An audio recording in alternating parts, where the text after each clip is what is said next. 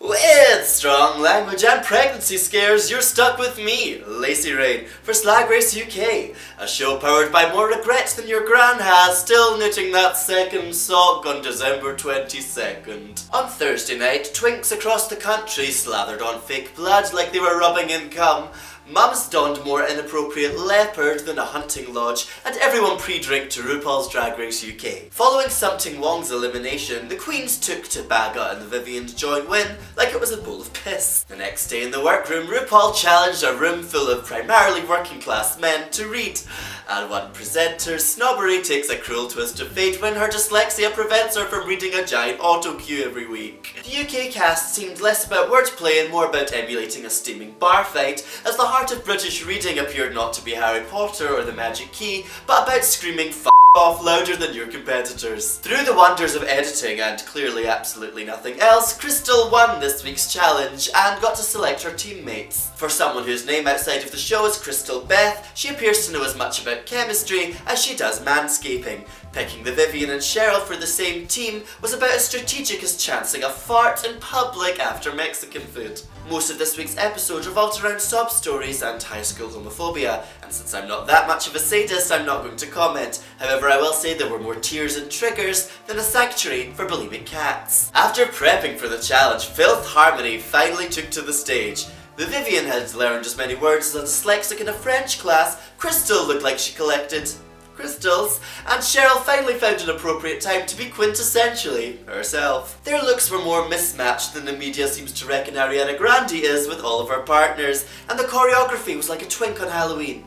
Creative, but got looser and looser as the night went on. Next up was the Frock Destroyers. Bag of Chips set the tone by announcing, quote, "She takes it up the ass."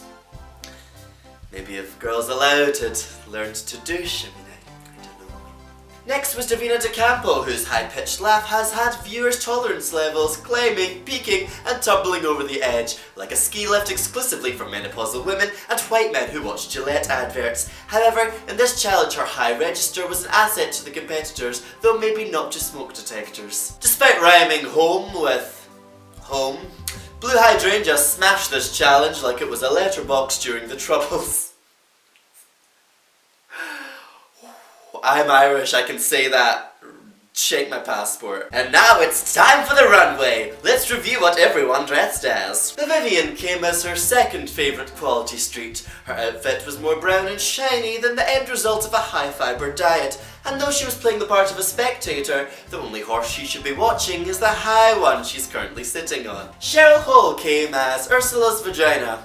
Her dress was about as exciting as eczema, but at least her headpiece gives her good reception when she needs to contact Eugenie and Beatrice. Crystal came as a 1970s end table. Her floral pattern was busier than a pacemaker watching Bargain Hunt, but it was clear that the carpets matched the drapes. Bag of Chips came as a microphone from Children in Need, now starring in an all-white production of Cream Girls. Her floral afro gave the judges a Bush Tucker smile. Blue Hydrangea came as a Pez dispenser. Her crystallised kelpie look resembled an Antarctic production of The Lion King, and no one's been that close to a horse's head since Matthew Broderick.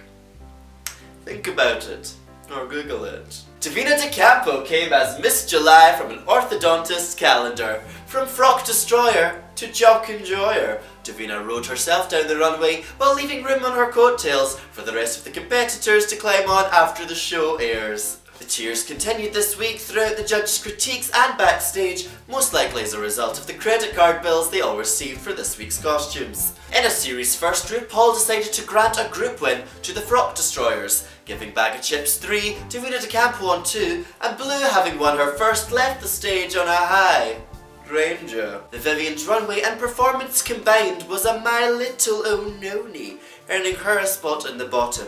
Joining her in the glue factory, Crystal made a safe bet on the runway. However, her challenge was a bit Bojacked. The two lip sync for their lives, however, in the end it was Crystal who was asked to sashay away. Crystal should leave this show with her head held high. She did a great job, and I think sometimes a show like RuPaul's Drag Race doesn't always give you the platform to showcase all your talents. She is an incredible aerial rope performer, and I think she'll definitely be worth checking out when she gets on those big venue RuPaul tours. Crystal's Instagram recently has been charting her progress on the show, and I think it's going to get very interesting when we get to see all of the remaining runway looks that she never got to showcase. I'll put a link to all of her socials below, so make sure you check them out, including her website, which has a lot of merch. All of the merch, some might say. Who are some? And on a plus, she also gets to leave the show with just as many drag fans as people who want to sleep with her, so you know there's that. Oh well, look at the time! I guess that wraps things up for this week. Remember, this is for fun. Your fun, and me having to sew costumes through flu season. I'm dressed as E. coli, by the way. My flatmates were Kim and Aggie for Halloween, and no one got what I was. But anyway, let's keep things positive. What were your favourite moments from the show? And if you were in a girl band of drag queens, what would it be called? Let me know in the comments. Remember to like and subscribe. My name's Lacy Rain. You've been watching Slag Race UK. Have a pleasant day and remember to take a break from social media. Not mine. Please go on and like my photos. They're dying a death out there. Good morrow.